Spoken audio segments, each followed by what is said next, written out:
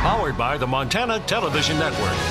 This is the 5:30 News on Q2, Montana's news leader. Good evening and thanks for joining us. I'm Russ Riesinger. And I'm Janelle Slade. The heat is on for lawmakers hoping to avoid another shutdown in just over 2 weeks. And as February 15th approaches, members of both the House and Senate are barreling forward to try and find common ground legislation that secures the border and keeps the government open. That 17-member bipartisan panel was announced last week shortly after President Trump signed off to end the 35-day partial government shutdown. However, despite the impacts of the last shutdown, the president has cautioned that if no agreement is in place by that deadline, the government will shut down again, or the president will declare a national emergency in order to obtain money for his proposed border wall. Both parties believe in the need for more border technology, staffing, and overall security, but the idea of a wall still divides lawmakers. Montana U.S. Senator Jon Tester is one of the members of that bipartisan committee trying to find a solution to border security funding and prevent what could be another government shutdown. Now, the senator told me this afternoon that lawmakers sent a clear message during that hearing that they want to work together and find a compromise. Will that compromise include the wall that President Trump is insisting on? Here's what he had to say about that. Well, I think that a wall might be a part of the equation. A fence might be a part of the equation in the end. I think that's part of the negotiations. I think we also have to look at the cost and not make the American taxpayer use them like an ATM machine. So I think that there is a possibility the end result may have some wall. It may have some additional manpower. It may have some additional technology. But how that's broke down at this point in time, I really can't say, Russ. That's going to be part of the conversation moving forward and part of the compromise. President Trump was quoted as saying that he puts the odds of lawmakers reaching a deal at less than 50%. Senator Tester told me he thinks the odds are much better than that no one wants another shutdown. The main question being whether the president will sign off on any compromise that is reached. GOP lawmakers also voicing their opinions today, many of whom support the wall, but possibly not in its full border-length proposal. Smart technology alone does not actually stop anyone from crossing into the U.S. illegally. And if that is happening, our borders are not secure. Our Border Patrol tells us that they need physical barriers to help them do their job, not from coast to coast, but strategically placed where traffic is highest. Now, lawmakers on both sides of the aisle have also been working toward legislation to stop government shutdowns from ever happening again. Family members of missing and murdered Native Americans came to Helena today to advocate for a package of bills intended to help address the crisis. MTN's Jonathan Ambarian looks at some of the proposed legislation. On Wednesday, people from around Montana gave emotional testimony about how they've been affected by what they call an epidemic of missing and murdered Indigenous people, many of them women and children. It's a crisis, and we're reaching out to you guys now, asking you guys for help. Many of those in attendance wore red, a color that has come to symbolize missing and murdered Indigenous women. Representative Ray Peppers of Lame Deer is sponsoring 2 bills in a package of legislation designed to help resolve these cases. And they're asking for our support as legislators to step up for them and look for justice. One of the proposals is House Bill 21, known as Hannah's Act. It would create a missing persons specialist in the Montana Department of Justice to work closely with other agencies on missing persons cases. The bill is named after Hannah Harris, a Lame Deer woman found murdered in 2013 after being missing for 5 days. Her mother, Melinda Harris Limberhand, was among those testifying for the bill. We need somebody to come in and help us out. I'm trying to do my part also by standing up and speaking for the people who have lost their loved ones.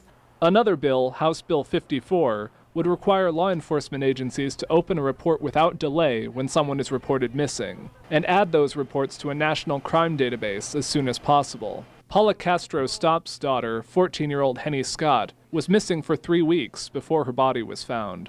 If these limitations are put in place, I believe my daughter would have been found alive. After the hearing, more than 100 people gathered in the rotunda for a rally to highlight the issue of missing and murdered women. Family members then joined Governor Steve Bullock for a news conference. Those who came to testify say they'll do whatever they can to make sure this issue isn't forgotten. We are the voice, and we will not be silenced anymore. In Helena, Jonathan Amberian, MTN News. The committee also heard a bill that would allow tribal court convictions for domestic violence to be counted as prior offenses for sentencing purposes. They did not take immediate action on any of the proposals. Erratic driving and a high-speed chase potentially helped save a Helena woman's life and put her alleged captor behind bars. Now, it all started Tuesday morning. Court documents state law enforcement received reports of a vehicle driving erratically near Townsend, but when officers attempted to pull the car over, the female driver did not stop and continued for about 10 miles onto I-90 before the vehicle was stopped with spike strips. Now, officers say that's when the woman got out of the car and ran towards them.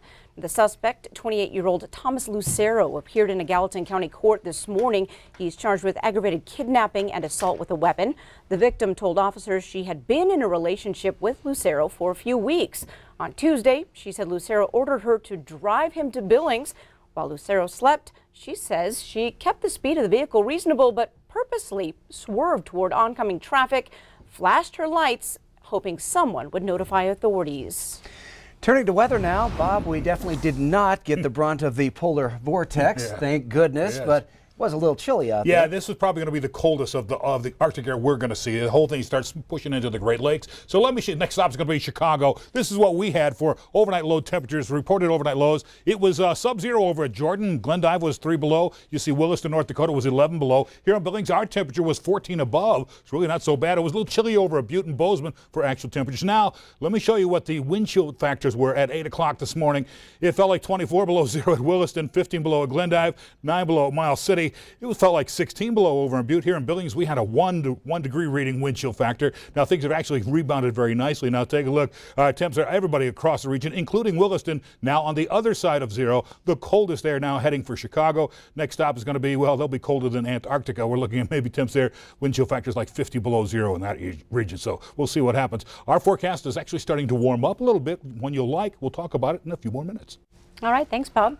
And while we know Montana can throw some extreme weather our way, we are certainly thankful for an average winter day. With a look back at some of the ways 2018's weather was anything but average, we send it over to Connor Pragezer. With the polar vortex setting record low temperatures across the country right now, it seems a fitting time to look at some weather records of our own. Thankfully, not the cold kind. Here, we're going to wrap up 2018. These numbers coming out courtesy of the NWS office here in Billings early on this Wednesday. So let's start it off temperature-wise. How hot and how cold? The tops of the year. That max temperature was 103 degrees. That came on August 12th. The minimum temperature, minus 15 on February 20th. Now, that's not including wind chill, so we could still be looking forward to that low temperature here in 2019. Now let's talk about the rain and snow. Total for the year, 19.01 total inches. That's more than 5 inches greater than our average. The number one day we had was May 23rd, 1.54 inches falling on that day. That's more than 8% of the yearly total coming down on that one day. Now let's talk about some area records, not to exclude the outlying areas because they saw some more extreme conditions than we did here. On that same day, August 12th, Baker, Montana registered 108 degrees. So a 5 degrees warmer than us here. Truly a sweltering day. Now on the precipitation side of things, we all remember that Roundup hailstorm that saw tennis ball sized hail and greater than 3 inches of rain falling on just that one day. Now I'm sure we're all looking forward to see what 2019 can throw at us, but for now, we're going to send it back to the desk. All right, thanks, Connor. And Connor tells us thank you to the National Weather Service here in Billings for getting that information out so soon after the government shut down. Billings firefighters out braving frigid temperatures and water as they practice saving lives. Take a look at this video for the Billings Firefighter Facebook page that was shot on Saturday. Crews say the ice here is about 10 inches thick. To practice ice rescues, they allow the ice to freeze over just a little bit. They can demonstrate that the ice can feel thick enough to walk on, but can be very unreliable. Billings firefighters warn, please use common sense and extreme caution when fishing or recreating on the ice. Also, a warning to not let your animals walk out onto the ice either. A local rancher legally shot and killed a wolf on his property Tuesday. It happened about 40 miles east of Billings and north of the Yellowstone River. According to Fish, Wildlife and Parks, wolves travel hundreds of miles looking for a mate. Now, the rancher had a wolf hunting license and legally harvested the 100-pound male, which had been chasing cattle feeding in a coulee. Ranchers are allowed to protect their property. their livestock, their pets, their herd dogs, and other people. And they're allowed to do that, and they can legally do that. In this case, there wasn't any question about it, because whether the wolf was attacking the cattle or not didn't matter. The rancher had a wolf tag, harvested the wolf, and that was all there was. And Bob Gibson says wolves have been seen away from normal areas near Yellowstone National Park and in western Montana. A hunter harvested a wolf in Glasgow on January 9th, and last year a small pack made its way from Wyoming to just south of Joliet. Tomorrow, local volunteers will join several community organizations to gain important data about homelessness in our area.